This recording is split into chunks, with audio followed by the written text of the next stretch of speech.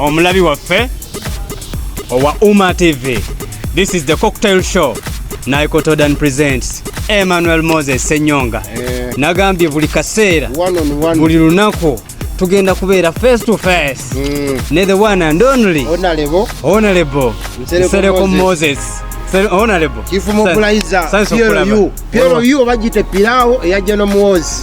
Naye kati nange engeri gye mbadde moderator tugambe singa wali presenter wali twanjudde otya muganda wange bya presenter sibitegeera ng'oli muweereza nsinga kumanya bino osinga kumanya mobilization weewale obondesi ekisookera ddala former presidential candidate kapulando zabazirabye dda former contestant MP za presidential baluwa yava wabyabaka masebo naye nga tetunagenda wala Honorable kati njagala osookoddemu bino ebibuuzo byange bina bukyanga Uganda ebaawo bukyanga Uganda ebitandika byabufuzi biri serious gwe mukulaba okukunga okozesa galubindi ezizo munnabyabufuzi kyasinze okuba n'amagezi wano wansi ku art ninawe oli naye wano Honorable Nsereko Moses obadde ki munnabyabufuzi ki akyasinze okuba omuganzi bukyanga otandika kulaba byabufuzi uno Jeno Muhoozi Jeno MK Unasinga okuba omuganzi mu bantu munnabyabufuzi kuliko my next president munnabyabufuzi ki gw'okyasinze okulaba nga ayina ekibalo nga ekitayina alina sebo wuno Jeno Muhoozi ate yalengeredde wala nti osoma sebo wesomere my next president kakati ogenda kunkuyega otya nve ku ludda lw'abanyigirizibwa okujja eyo ewammwe sooka ombuulire ojja kukyuka mpolampola wezitayimu ekibuuzo ekisembayo munnabyabufuzi ki gwe balina okwetegekera gye bagamba nti oyo gye bujja bajja mwekulira mu mulago Mr. Nsereko Moses wendi wano tondaba ssebo eyandibadde nga yali agezaako abadde Kyagulanyi yayokyezza kabanje kakuume kanoonye ngendo mulaba ngali ku kyennyanja mu America ne Babi batudde basazeeko bati Kyagulanyi wayozezza n'oyanika mu ttaka Kyagulanyi senta mu mitembo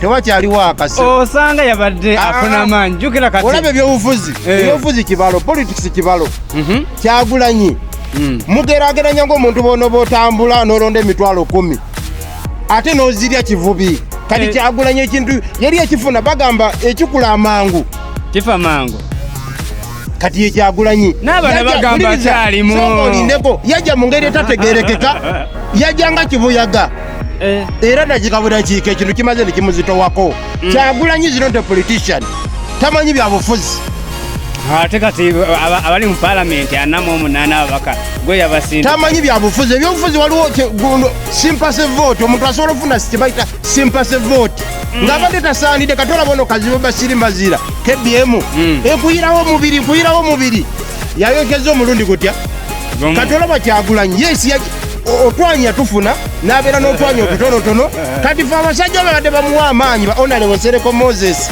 ate n'akola ebitaliiyo yasuubiza empewo senga teyayogera bigambo ebyo simanyi protest vote simanyi kabanje kakuume kyandibadde kale naye okusinziira ku bigambo bye byeyayogera ekintu kye yakyonoona ekintu yakiyiwa osanga yali abaze atalina byabaze omanyi nze ngenda neetegereza nnyo abantu abagenze ne basisinkana abakulu abakyenvu nga mubadde ba opposition lukulwe mukomawo linda ku kyama kye kiri eyo soko tubule kyama kye kiri eno twali kyama kyanjawulo kiriyo jasinze nalabye busobozi omanye erije natandikira ebyobufuzi byange Mpigi bantuuma erinnya lya Wakayima manyi ekitegeeza Wakayima ke kasola akatono nenga obwongo bukola ki kati yenze ntuula wansi nembala nengeraageranya ngira kasola akasinga obugezi ka Wakayima nalabiddewo nti Kyagulanyi musuddiyi talina kiddako ono yalina ekiddako ssebo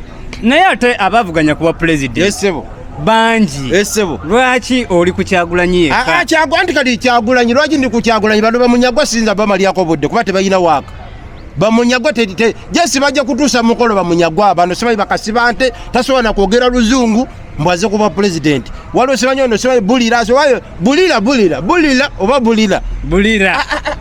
buno kasasiro bajja buzi kumalira bantu budde Lwaki nze focus nasooka negiteeka ku Kyagulanyi mu kusooka nalowooza nti Kyagulanyi byakola bitegeera naye nga nomukolako research nga ndaba ize joka naye nga bafuutu soja bagamba olaba mu matatu waliwo empiki gye bayita joka kijooka kati Kyagulanyi joka nanti joka bwogitukuba opikinga butaani ati kati joka talina kyategeera talina kyamanyi Kyagulanyi talina kyategeera kati gwe Munnayuganda ali eyo munange weetereze oli omusajja akusuddiya busigi akulimba bulimbi talina kiddako omusajja alina ekiddako wuuno obudde buno ono omwami ye CDF manyi ekitegeeza kitegeeza ki Chief of Defence Forces kanata Afirika ogimanyi Afirika togimanyi ngimanyi bw'oba toyina muliro osobola okukwata obwa pulezidenti mu Afirika wano naye ensi egenda ekyuka kati kasooka embuuzeeyo nga bwe wali osuusuuta Kyagulanyi n'omwambala kakati osuusuuta Muhoozi abaana bapostinga bu video a few moments later kinaalabika kitya ng'amazima ng'ovudde wa Muhoozi gw'osuusuuta essaawa zino ogenze na mulala eno sivaayo siva wali bukulembeze watanga talikutte taata wange mukama wange nze ndi musajja mukatoliki watanga Salimu Sale yabukutte ono president addako wa Uganda watanga jjajja akyayagala entebe anti ekyo kyajjajja nakikunyonyodde jjajja wakooyera nze sinagamba nti siwagira jjajja nedda jjajja muwagira Muhoozi muwagira bandi bo ng'abakulembeze bayinza okutuula ne bekolamu omulimu jjajja n'amugamba awo mutabani ogira olindamu ate jjajja bw'ayendosinga Salimu Sale mukama wange abakulu kye baana babasazeewo ffe kye tujja ogenda nakyo ate bw'aba ayendosinze Nobert Mao kuba kati tuli mu transition kati bamawu basipiika naawe eno tasobola kujjayo engalo zino olaba zenkana kati Mao tasobola kujja eno bya pulezidenti waggulu alina kukoma wansi nange gennyini kamwa kwogera ssebo nali negwanyiza obwa pulezidenti era empapula nazijjayo oba miliyoni 2 zaagaana miliyoni 2 nali zirina ssebo mukama wange newuliriza ngenda okugerageranya nga ndaba ekyaddala waakasirina ku bwa pulezidenti n'engalo zino tezikola ki ffenna tetusobola fuuka ba pulezidenti tekisobola si buli muntu nti asobola ofuuka pulezidenti mu nsi nedda ne wabeerawo abeegwanyiza nga bano Bakyagulanyi naggwambe Kyagulanyi mugerageranya ku bukoko buno obukoko obwegoga ewaka wabeerawo Sseggwanga ekookolima kookoliroko kati wabeera nobuno obukoko kati be Bakyagulanyi okitegeera jesi Kyagulanyi yeeyagaliza naye nga tetagenda kufuuka okitegedde ssebo eno ye Cocktail Show ssebo episode esooka one on one tusoose ne tugipozingamuko ssebo ate ssebo taata tukomerewo n'omulamu ogwokubiri mu kaseera kano kennyini toyanza nnyo ssebo weewaawo program The Cocktail Show episode eyokubiri egobye bumale Naiko Todan presents Emmanuel Moses Ssenyonga wakitegeerako nti nno ekisanja ekiwedde nawanika nga nzija ku bwa Lord Mayor wakingambye ssebo ate olwamala n'okola nasooka n'endaba tagali ali eri ekavule ng'ate Kampala tosobola giwangula nga toli wa opposition nembeera independent n'okubagana nembaako gye nagenda eyo ng'ate balina omukago ewampuuga nawuya nti wagenda ewampuuga nagendayo talina mulamwa naawe bali mu kumala budde wavuma pulezidenti wange tebalina mulamwa naawe kati goza balina omulamwa omuntu alina omulamwa wuuno saagala Munnayuganda bakubuddiise Bakyagulanyi bonna tebalina mulamwa omuntu alina omulamwa ye Jeno MK Jeno Muhoozi mukama wo gw'osuusuuta y'omu ku bakyasinze okuba nga bakozesa emikutu gya social media obubi obwenkaniddeawo kati yavuddeyo n'agamba nti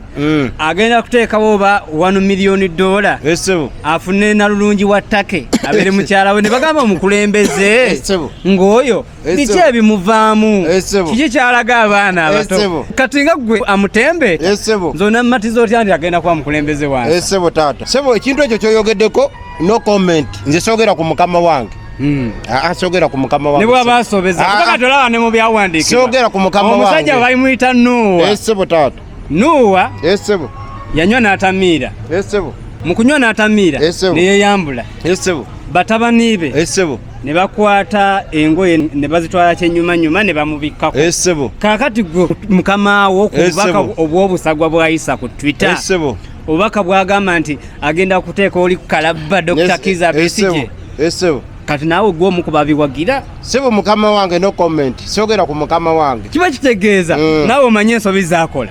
Mukama wange tasobya. Jeno Muhoozi tasobya. Okitegedde sebo. Kati mukama wange sogera naye. Sogera ku mukama wange. Kati Honorable Nsereko Moses. Nzo mulimu gwange gwensinga okumanya gwa mobilization, kuyita bavubuka, kuyita bantu batata bamama, muje mwegatte ku Piero yu tudukanye gwanga lino. Uwona jajja mwami wakoyera. President waffe wuno tumuyina jeno kakati luli wali omuvuganya lwaki ng'ate okimanyi nti yamalako. Esebo nalabye omusana. Luli wali togulaba. Analisi nagulaba. Ani yali mu ntebe. Esebo nalabye omusana. Bakadde bange abali eyo nalabye omusana. Nalabye nga Jeno Muhoozi ansa. Ekisookera ddala Jeno Muhoozi alwanyisiza enguzi wano mu Uganda corruption. Ekyokubiri ate wantu walala w'empeera Jeno Muhoozi credit nakompeyalinza akalulu ka 2021 n'aka 2026. 2021 abaana b'abantu baafa bangi. Jjukira obudde obwo Jeno Mbadi yali CDF. Ne 2026 Jeno Muhoozi abadde ki? Kati Jeno Mbadi yali akolera ku biragiro. Wuliriza kankunnyonnyole, wuliriza. Saagala Mbadi yali akolera ku biragiro bya Nedda Ssebo. Nedda Ssebo. Togamba Jeno Mbasumba Ssebo. Yali akolera ku biragiro byane. Ye byamulema luli. Wuliriza 2021 Jeno Mbadi yalemererwa. His Excellency Yoweri Kaguta Museveni olwokubalengerera wala n'aleeta omukulu Jeno Muhoozi. Agamba kayeyagalize. Kati wuliriza kankunnyonnyole. Njagala oyogere ng'omusajja omukulu. Kompeyalinga akaluka 2021 ne kano. Yogera amazima nga teweekubidde sayi. Kati okimanyi nti nali ku polling station wano ludda wa wano. Saidi watokyajukira na kitegeeza oyagala kunnimba bulimbi.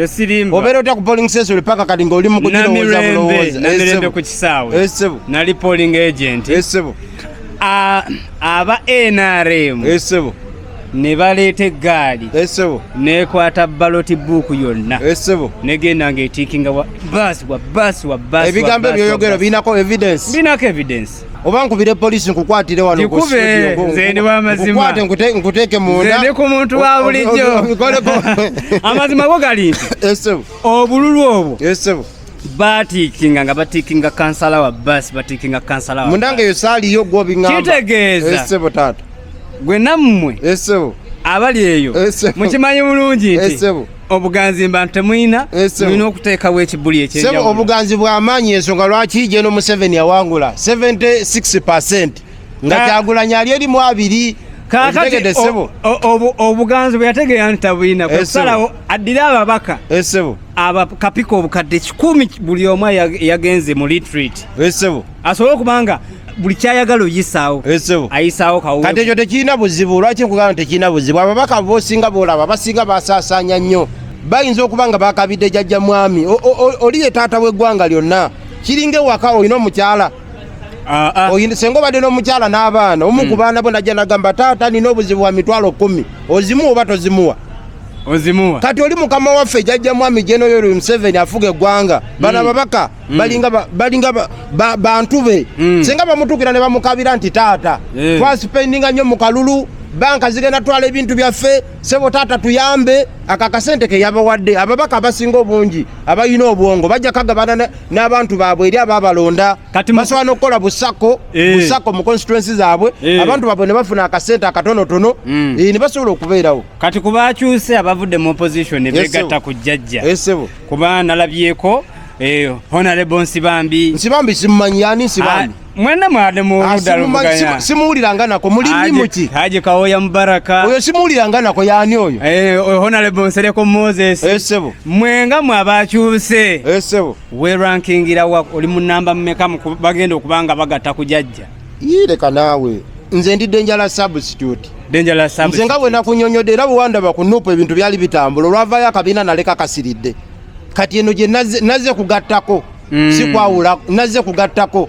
Kyanjawulo kikyogamba nti Jeno Muhoozi Essebo akireese Essebo era okusinziira ngaze bwe nasomye mu amazima ne kitaawe takikolangako n'abali ku ludda oluvuganya tebakikolangako nga kigenda kuyamba omuntu wa bulijjo kiriwa. Essebo weebale nnyo Ssebo.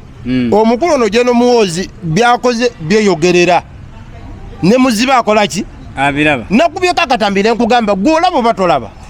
Ekisoko oyina emyaka emeka ndebo okyali muvubuka kabuvubuka lobika kusumbuwa nze sebo okuzaala nkubuulira ebbanga lino mbadde mu Uganda ebbanga erikola ki ebbanga eriwera tosobola comparinga General Muhoozi ono n'okuba n'abalala bonna bo badde okola kati mbuulira byagenda okukola byagenda okukola nakunyonyodedde obuzo byombuuza byenziramu nakugambye ekikwatagana n'enguzi corruption takolagana na bali banguzi kikkirizibwa omuntu atanawumula magye atokwenyigira mbyobufuzi nga mukamaawo atya uliriza kankunyonyola ebigambo bino ye kennyini wamuwuliddeko ng'akinyegako ffe bamobilizer kikino uliriza eno t-shirt nze nazikubisiza zino t-shirt sente zange nze nazikubisiza uliriza nkunyonyola zino t-shirt olwokuba njagala General Muhoozi mukama we yakuba ne tata mukama wange zino t-shirt nze nazikubisiza ku sente zange kubanga General Muhoozi mulabamu obusobozi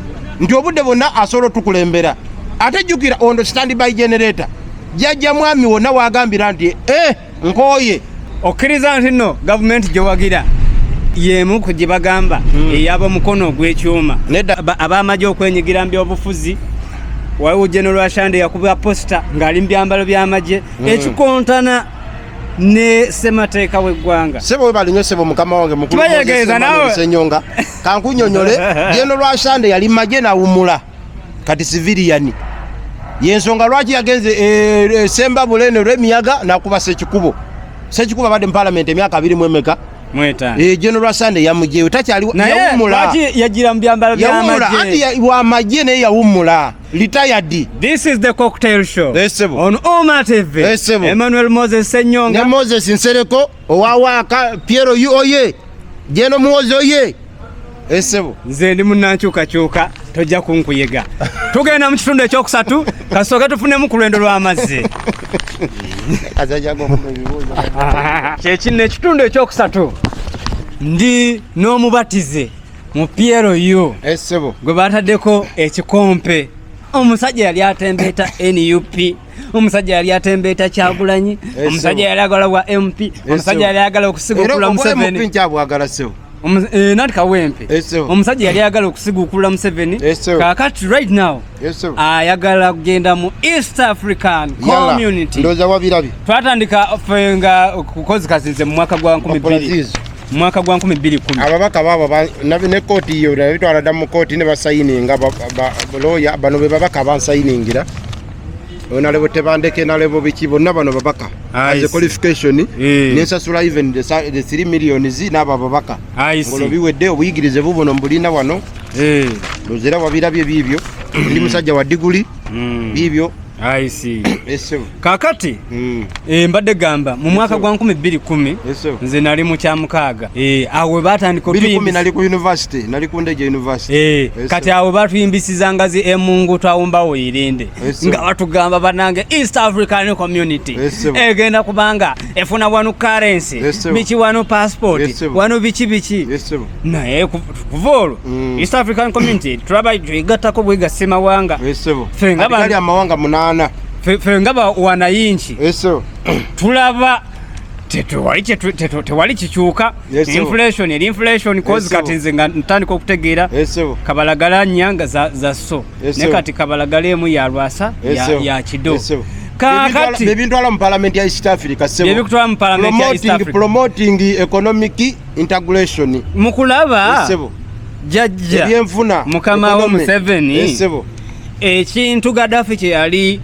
influencing ekyokugatta Africa yawamu mukulaba jajja yawulira bujja n'akiwakanya kozi y'omu kuba akisimbire kuuli naye ate nga tulaba kyekigenda mu maaso kuba East African Community bwe bayali ya mawanga asatu Uganda, Kenya, Tanzania atigali munana ne twegattako Rwanda, Burundi, Somalia, tuliko Somalia, la Congo tulaba nti n'ekintu Gaddafi kye yali azimba ate jajja naye kyayagala okuzimba kati jajja yakyali ku kya East Africa tanagenda ku kya Africa kyali ku East Africa kubanga obudde buno bw'oba olabye nti right now kigenda tuuka kaseera nga amawanga takyasobola tegakyasobola fuka East African Community cause waliwo ECOWAS waliwo SADC kati wabaawo wano waffe East African Community kitegeeza wagenda kubeerawo United States of Africa mu myaka nga 2 oba 5 ejijja ebyo si byakakati okusinziira ku strategy nakatubunga nti no East African Community tutandise okwambuka mu north tuli ensi 8 tutandise okwambuka mu north tutandise ogatako central iyo bate kyali East African Community kiba kyegeeza bali ku lugendo lwa African Union naye nga olwedde Gaddafi ekyo ekintu yali yakistating adda mu agenda ye mukulaba mukama wo teyafuna bujja okubanga ate kati ekintu naye nga akyeyagaliza sina comment ku nsonga eyo muganda wange kiba kitegeeza naawe mukama wo nga bwe nakugambye mukama wange nze bakama bange sida bakama bange kye bagendako ekyamaanyi ate sikola ki sikiyingiramu tuli n'engalo zino ziraba tezikola ki tezenkana naye nga tumanyi omubaka Nsereko Moses yabayirangawo abantu omubiri nga tatya kwogera kati ate yazibiikirira kitwala waggwanga mu maaso sizibiikiriza ssebo era yensonga lwaki nazze palamenti ya wano nagitadde njagala genda mu palamenti ya East Africa ensonga ezintwala oyogedde ku bya finance nti inflation y'amaanyi ekintwala mu palamenti ya East Africa ngenda kuteeka bakulu abo ku nninga ani gogenda kuteeka ku nninga palamenti ya East Africa ekisinga okuntwala ensonga za gundi economic integration promoting economic integration ebyenfuna okulaba nga bitererako katolaba Kenya akasente ka Kenya kaliko waggulu compared ku kaffe akaffe kali wansi nnyo compared ku ka Kenya kati ensonga engezo zezintwala mu palamenti ya East Africa ndeko kyenkola ensonga endala promoting capital integration I mean political integration bo badogera ku byobufuzi wano nenkugamba comment ejja kuba ntono okitegeera promoting political integration byabufuzi okitegeera ate nze ebyobufuzi ku side eno njagala nnyo bayanga people benyigire mu byobufuzi kati nga ggwe batukube emboko mujja kujja muzanye ebyobufuzi ebyekintu ekikulu batwale mu basement batogeze olunyankole muwulira musajja gyanjagaliza banfule ba Eddie Mutwe okay tugenda nekyagulanyi yennyini alina okuyiga olunyankole yayita mudda omukulu yagambye wakomerawo bwati alina okugenda mu basement nayiga olunyankole atatiisatiisa okay ogenda leero kana akantu kabadde ka bwongo nnyo ndowooza mulabye ekyabula emikutu gwaffe ku mikutu emirala kati gamba famire yo weba tena subscribinga eyangu ffe tetugenda beegayirira tugenda kwewola ku bigambo bya Luzi kiyamba mmwe omusajja ng'ono okujja n'abanyonnyola endowooza ze kaakati nammwe abakkiriziganya naye muba mugenda mu comment section abamuwakanyanga nze era namwe mugenda mu comment section obudde bwonna ojja kutereera nze ojja kutereera sisobola okukkiririza mu ggwanga litaliimu democracy democracy ali wano tomulaba Kyagulanyi bamukubye akalulu tewabirabye ali mu 20% jjajja mwami ali mu 76% ate leero jjajja mwami akaluba akamuweeredde ddala eri Kawempe gy'ova yesi nalukola yakomyewo naye ate Kawempe sawusi wa NRM Ajati Madina Nsereko nani kyeŋŋamba okitegeera keyafunye kati soko ulirize alina akalulu keyafunye ulirize sebo mukama wange leke yayiye kanji ulirize sebo tata obinako evidence sebo obinako evidence ujinako evidence njinako bukakafunze bajja kutwala mu kooti sebo mukama wange polling station je naliko jaja bamumega bajja kutwala mu kooti sebo kekyambuuza nate nyonyola sebo mukama wange olaba akalulu ko yakafunye tata soko mpulirize olaba nakawa nakawa tojiraba ndi wali owe NRM omukulu Fredrick Ruhindi ate nga yawangula musibe wayiswa mufumbiro ali mukomera otegere sebo nani labaito alina kati olaba ebiseera biri obulubuli obuwedde sebo wane Kampala nga n'obwa kansala firi toyitawo soko osibule ku bantu lunaku lwaleero bataata bamaama basenga bakadde bange mwenna abali ku pulogulaamu eno bannange mubeere bulungi tubaagala nnyo abafunye ebirungi tusanyukira wamu nammwe n'abafunye obuzibu obw'amaanyi mu linnya lya Mukama Katonda abasobozese mubuyitemu bulungi Mukama abakuume is powered by the Grand Sage Refinery Tech System ya mulembe naye nga temwerabira bannange temwerabira bano bakulembeze baffe betulina mu Uganda